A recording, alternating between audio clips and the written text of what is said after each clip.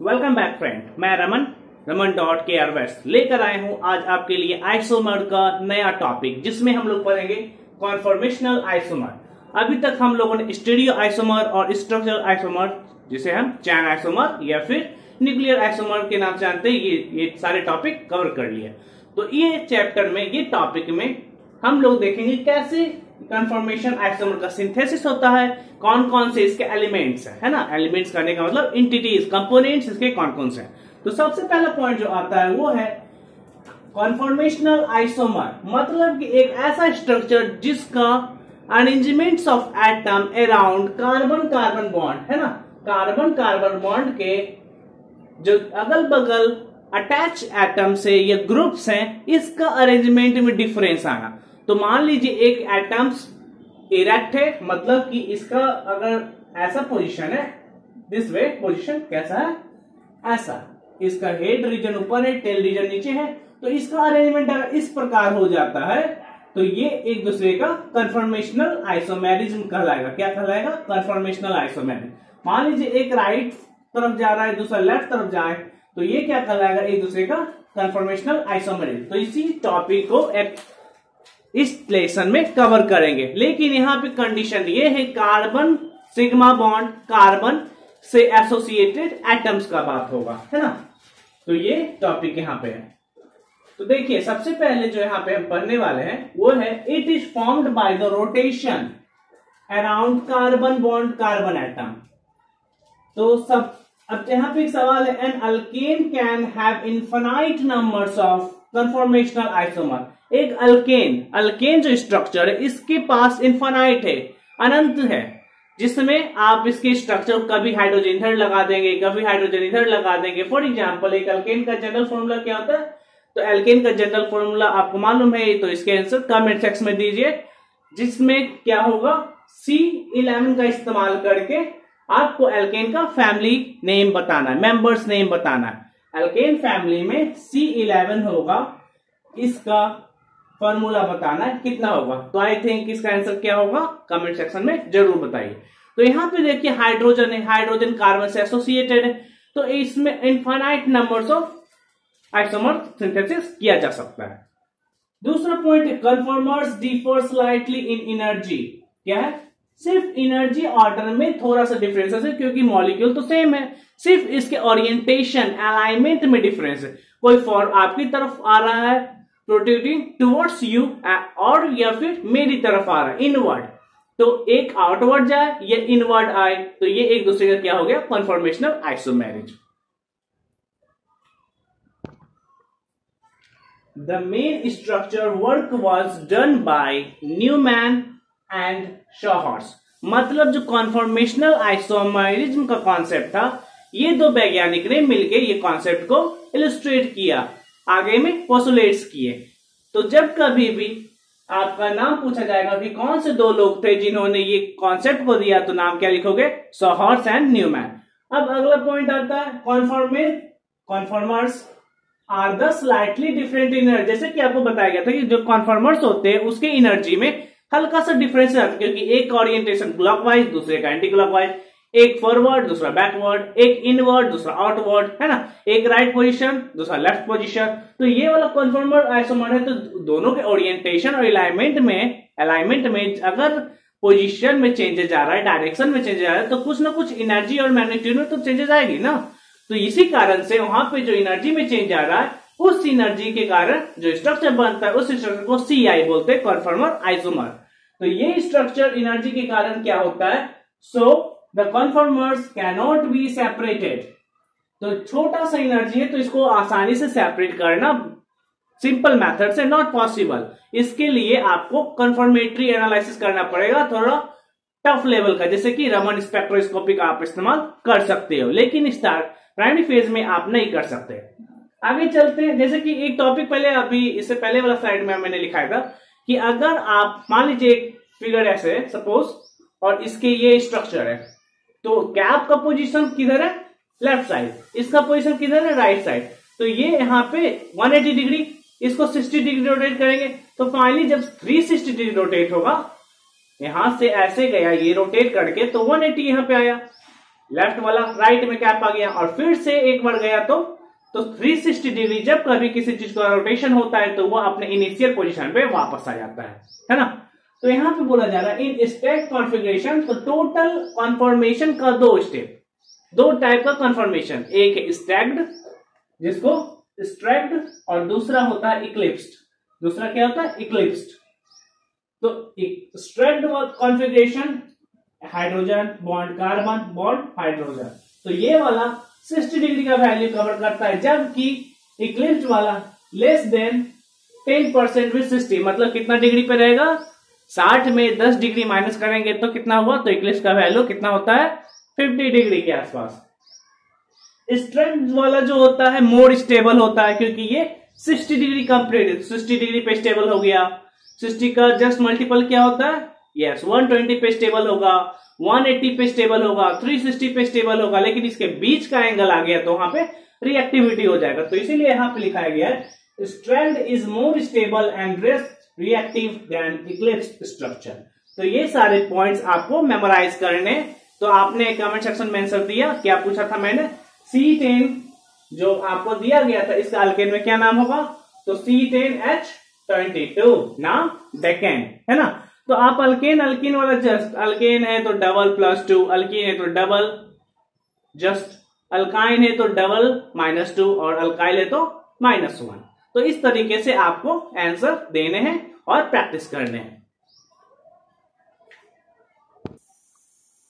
In case of स्ट्रैक्ड conformation, मतलब कि 2 चीज बताया गया था, एक स्ट्रैक्ड वाला, दूसरा इक्लिप्स्ड वाला। ये 2 कॉन्फॉर्मेशन है, एक 60 डिग्री पे, एक थोड़ा सा एंगल नीचे, मतलब डायरेक्शन में चेंज, तो इक्लिप्स्ड बन गया। तो इस केस में in staggered conformations the distance between hydrogen nuclei, मतलब कार्बन और हाइड्रोजन के बीच में जो न्यूक्लियाई का डिस्टेंस है, मतलब कि ये वाला कार्बन का न्यूक्लियाई और हाइड्रोजन के न्यूक्लियाई में जो डिस्टेंस है, इस डिस्टेंस को मेजर किया जाता है एंगस्ट्रॉम में, और वैल्यू क्या आता है? 2.25 एंगस्ट्रॉम। एक angstrom is equal to 10⁻10 metre. जैसा कि आपको मालूम क्या होता है value? 10⁻10 metre. 1 angstrom equal to, तो ये वैल्यू होता है। तो कितना डिस्टेंस है? 2.25 angstrom, but in eclipsed case it's value is 2.29 angstrom only. तो ये वैल्यू है। आगे देखते हैं the rotational barrier in strict form में जो रोटेशनल वैल्यू है वो अप्रोक्स होता है 0.6 किलो कैलोरी पर मोल। मतलब ये वैल्यू है कि इससे ज्यादा वो रोटेट करेगा तो वो टूट जाएगा, स्टेबल कैटेगरी में नहीं रहेगा, वो मतलब डिस्ट्रॉय हो जाएगा, डिस्टॉर्ट हो जाएगा, है ना। तो कितना चाहिए वैल्यू? 0.6 किलो कैलोरी पर मोल। और आप बताइएगा 1 कैलोरी में कितना जूल ऑफ एनर्जी होता है। दैट्स व्हाई 0.6 किलो कैलोरी में कितना जूल ऑफ एनर्जी हुआ पर मोल, है ना। तो क्वेश्चन आपके लिए है 1 calorie is equal to how many joules of energy, और टोटल पहले दूसरा क्वेश्चन है 0.6 किलो कैलोरी एनर्जी में कितना एनर्जी होता है जूल के फॉर्मेट में, पर मोल कैलकुलेट करना एटम, तो एक एटम में कितना होगा, इस हिसाब से आप कैलकुलेट करिए और ये डेटा हमारे कमेंट चैट में आप दीजिए, ताकि हमें पता चले कि आप कितना गेन कर रहे हैं, कितना सीख रहे हैं। आगे चलते हैं energy barrier for free rotation. Free rotation के लिए एनर्जी बैरियर का वैल्यू 0.6 किलो कैलोरी पर मोल है, जो कि किसके बराबर है? किसके बराबर है? देखिए, तो यहाँ पे आपका स्टैक्ड वाले फॉर्म के बराबर ये वैल्यू होता है। तो मतलब जो स्टैक्ड का फॉर्म होगा वही वैल्यू फ्री रोटेशन का होगा। आगे energy barrier for restricted rotation, इसका रेंज होगा 0.6 से लेके 16 किलो कैलोरी पर मोल तक। तो ये कुछ डेटा आपको दिया गया है, ये डेटा को आपको मेमोराइज करना है, क्योंकि ये आपको डायरेक्ट एमसीक्यू क्वेश्चंस में पूछे जा सकते हैं। देखिए, स्टेबिलिटी ऑर्डर ऑफ कॉन्फॉर्मेशन या कॉन्फॉर्मर्स आइसोमेरिज्म, ये वाला टॉपिक जो है इसमें हम देखेंगे कि 2 अलग अलग वैज्ञानिक आए, जैसे कि न्यूमैन साहब आए, है ना, तो सोहर साहब आए, तो इन्होंने 2 स्ट्रक्चर दिया, एक था इक्लिप्स वाला, दूसरा था स्टैक्ड वाला। तो इसी दोनों के बीच में अलग अलग स्ट्रक्चर बनने को दिखने को मिलता है, जो कि डायग्राम से आपको बताया जाएगा। लेकिन उससे पहले क्या करते हैं, पहले स्टेबिलिटी ऑर्डर देख लेते हैं। स्टेबिलिटी ऑर्डर सबसे पहले किसका होगा? In case of butane. Butane का जनरल फॉर्मूला क्या होता है? यस, तो ब्यूटेन का जनरल फॉर्मूला क्या होता है? Please give your answer in a comment chat. और साइक्लोहेक्सेन का क्या होता है? इसका भी आंसर दीजिएगा। दूसरा क्वेश्चन है ब्यूटेन में कितने सिग्मा बॉन्ड और पाई बॉन्ड होते हैं और साइक्लोहेक्सेन में कितने सिग्मा और पाई बॉन्ड होते हैं, इसके आंसर भी आप कमेंट चैट में दीजिए। दूसरा, in the case of butane सबसे पहले जो स्टेबल स्ट्रक्चर है उसको बोलते हैं एंटी स्ट्रैंड, उसके बाद स्ट्रैंड स्ट्रक्चर, उसके बाद गॉचे स्ट्रक्चर, उसके बाद पार्शियली इक्लिप्स्ड, उसके बाद फुल्ली इक्लिप्स्ड। तो ये कुछ स्ट्रक्चर्स हैं जो कि स्टेबिलिटी ऑर्डर के हिसाब से बताया गया। तो जितना ज्यादा स्टेबल उतना ही कम रिएक्टिव, जितना ज्यादा रिएक्टिव उतना ही कम स्टेबल, मतलब सबसे ज्यादा स्टेबल ये है तो सबसे कम रिएक्टिव वही होगा।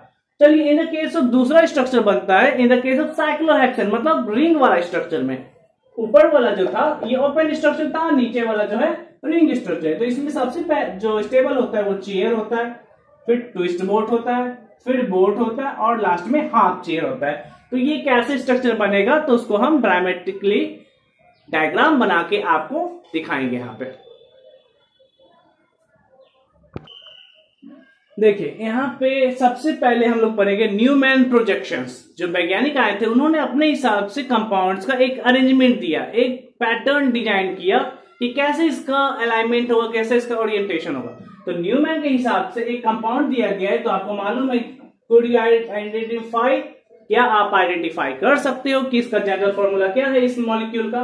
तो इस मॉलिक्यूल का जनरल फॉर्मूला आपको दिख रहा होगा, एक ब्लू कलर वाला है। तो ब्लू कलर में एक कार्बन यहां पे होगा, ये ब्लू कलर वाला ऊपर की तरफ, और एक जस्ट ब्लैक वाला जो उसके बैक साइड पे होगा, है ना। तो टोटल 2 कार्बन, मतलब कार्बन कार्बन इधर 3 हाइड्रोजन, इधर 3 हाइड्रोजन। ये 2D फिगर है, ये 3D फिगर है। तो टोटल कितने हो गए C2H6, that is the formula of ethane.